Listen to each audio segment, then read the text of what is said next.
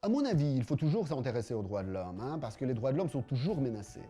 Parce que, si vous voulez, la logique inhérente du pouvoir, c'est aussi, quelque part, la logique de contrôle. Et les droits de l'homme existent pour diriger, en quelque sorte, et limiter ce pouvoir.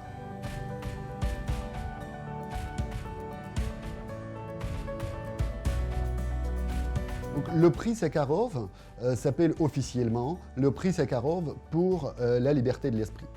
Donc ce prix est attribué depuis 1988 par le Parlement européen aux défenseurs des droits de l'homme, dissidents, en fait, aux personnes et aux organisations qui s'illustre par la défense des libertés, de la justice. Le prix est nommé donc en l'honneur d'Andrei Sakharov. Andrei Sakharov, c'est un dissident soviétique.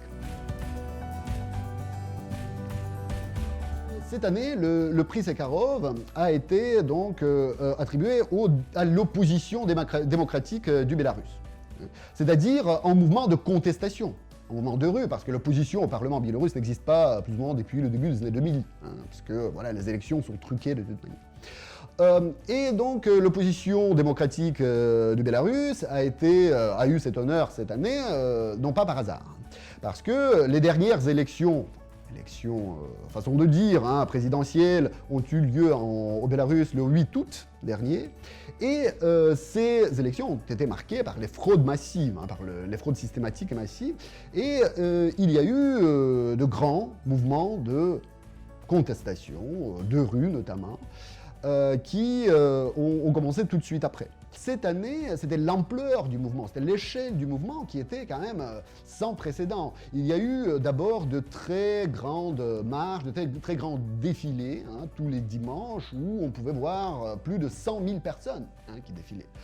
Maintenant, à ce jour, plus de 31 000 interpellations ont eu lieu donc dans le cadre des manifestations, ce qui revient à 0,5% de la population biélorusse. Donc si on compare ça à la situation française, proportionnellement, ça donnerait en France 200 000 interpellés. Comme résultat, donc bien évidemment, ces élections n'ont pas été reconnues comme libres et équitables par l'Union européenne. De nouvelles sanctions ont été introduites à l'encontre de personnes qui étaient donc responsables des fraudes électorales et aussi des répressions, ainsi que contre le président depuis 26 ans du pays, Alexandre Loukachenko, et son entourage.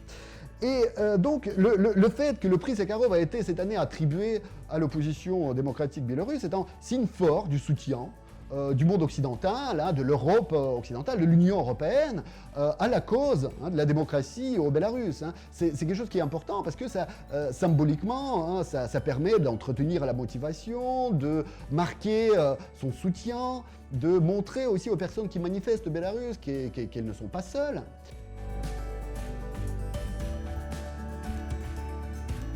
Premièrement, il faut dire que Strasbourg est considérée comme une des capitales européennes, mais c'est aussi la capitale européenne des droits de l'homme.